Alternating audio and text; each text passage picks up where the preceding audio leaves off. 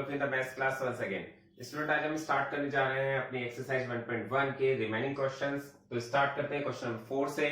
इससे पहले के क्वेश्चन हमने लास्ट वीडियो में कंप्लीट कर लिए थे और यहाँ पर क्वेश्चन नंबर 4 में आपसे कहा गया है find the multiplicative inverse of the following.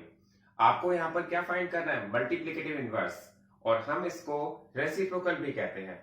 वो मल्टीप्लिकेटिव इनवर्स हो या रेसिप्रोकल हो, दोनों का सेम मीनिंग होता है। तो आपके पास यहाँ कुछ रेशनल नंबर्स दिए गए हैं, हमें उनका मल्टीप्लिकेटिव इनवर्स फाइंड करना है। तो देखते हैं हम उसका मल्टीप्लिकेटिव इनवर्स किस तरह से फाइंड करते हैं। तो आपके पास सबसे पहला नंबर दिया है माइनस का 13। तो आपको सबसे पहले लिखना है मल्टीप्लिकेटिव इनवर्स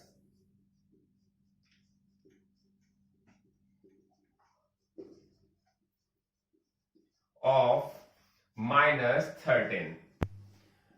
उसके बाद जब हम मल्टीप्लिकेटिव इनवर्स करते हैं तो आपको इसका मल्टीप्लिकेटिव इनवर्स निकालने के लिए करना क्या पड़ेगा? माइनस का 1/13।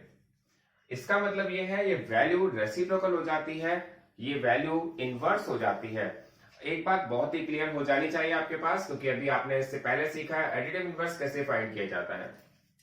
तो मैं आपको एक बहुत ही सिंपल मेथड बता रहा हूं कि एडिटिव इनवर्स में तो साइन चेंज हो जाते हैं और जो मल्टीप्लिकेटिव इनवर्स होता है उसमें वैल्यू रेसिप्रोकल हो जाती है। बहुत ही क्लियर, इसमें साइन चेंज नहीं होते। अगर कोई वैल्यू नेगेटिव है तो वो नेगेटिव ही रहती है। उसकी वैल्यू अगर 13 दी हुई है तो वो 1/13 हो जाती है। इसका मतलब वैल्यू को रेसिप्रोकल कर दिया जाता है। तो अब आपको समझ में आई क्या होगा, दोनों में डिफरेंस क्या है? एडिटिव इनवर्स में साइन चेंज और मल्टीप्लिकेटिव इनवर्स में वैल्यू चेंज। तो यहां पर आपके पास एक और क्वेश्चन है, मल्टीप्लिकेटिव इनवर्स फाइंड करने के लिए दिया गया है। तो आपको सबसे पहले ये लैंग्वेज जरूर लिखनी पड़ती है।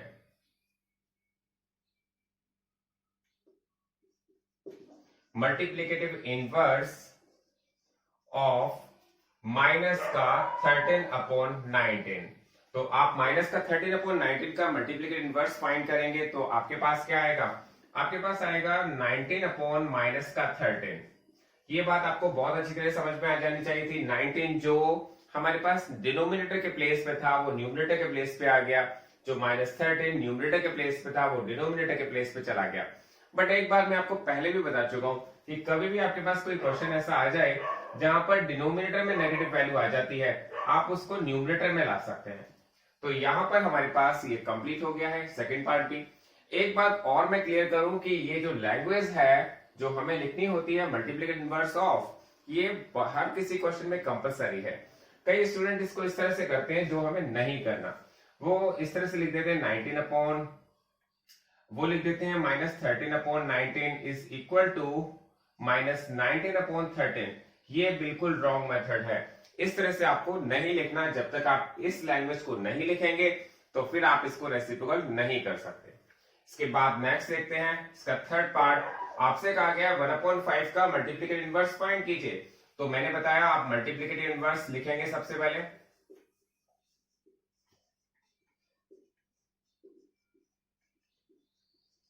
मल्टीप्लिकेटिव इनवर्स ऑफ 1/5, और 1/5 का मल्टीप्लिकेटिव इनवर्स तो होता है 5/1, और 5/1 को तो आप 5 लिखा जा सकता है, क्योंकि आपको पता है 1 की अगर वैल्यू को हटा दिया जाए तो 1 से अगर किसी नंबर को डिवाइड किया जाता है तो वो सेम वैल्यू होती है।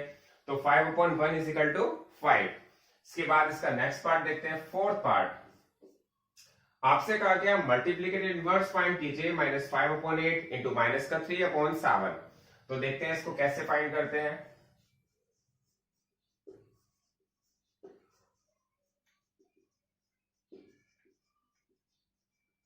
मल्टीप्लिकेटिव इनवर्स ऑफ माइनस का 5/8 मल्टीप्लाई माइनस का 3/7।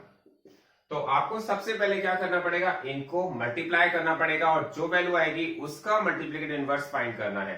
तो इसके लिए आपको क्या करना पड़ेगा? एक बार दोबारा मल्टीप्लिकेटिव इनवर्स लिखना पड़ेगा, अदरवाइज आप इस तरह से भी लिख सकते हैं। माइनस का मल्टीप्लाई माइनस से होता है तो प्लस आता है, ये आप सबको पता होना चाहिए। 5 3 जा 15 आता है और 8 7 जा 56। तो इसका मतलब अगर आप इसका मल्टीप्लिकेटिव इनवर्स फाइंड कर रहे हैं तो आपके पास आ जाएगा 56/15।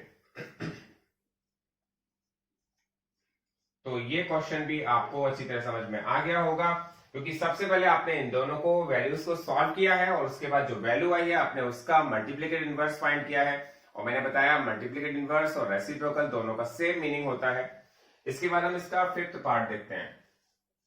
फिफ्थ पार्ट में कहा गया है कि आपके पास जो वैल्यू दी गई है -1 इंटू माइनस का 2/5, आपको इसका मल्टीप्लिकेटिव इनवर्स फाइंड करना है।